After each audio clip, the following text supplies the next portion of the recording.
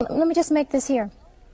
You say in your book, there is no history of the black man settling down with one woman and never desiring to have another, before slavery, during slavery, or after slavery. The black man has never been recorded to have just one woman. Right. Well, I think there's some actual facts we can look at on that. Monogamy has failed for the white man in America. But this is like saying it's okay. It's not me saying it's okay. This is how they're living. I'm giving you the history of what their life is. Black men haven't been waiting on me to tell them it's all right to have more than one woman. Neither have white men. You know, this is just what they do.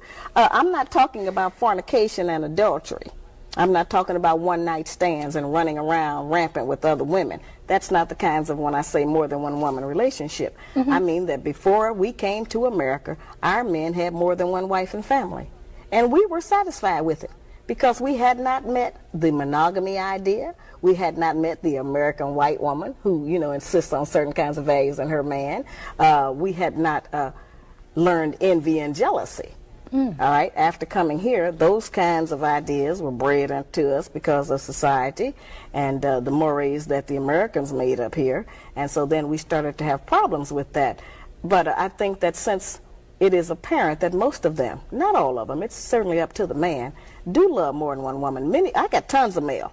A lot of black men write and tell me that they have had two women for 5, 10, 15, and 20 years, and they can't even get the women to speak to each other. Sometimes they have two families. Would I want to talk to a woman who's sharing perhaps the bed and the money and the social life with who I would deem as my man? If you want to deal in reality, and if you are not insecure, and if you don't think that that robs you of something, you would want to know them. If he loves her, you certainly should want to know her. There are a lot of black women out there who say, "Oh, I know they're mad about that idea. I understand, you know." That would never hold water. Wait a minute, that's not easy.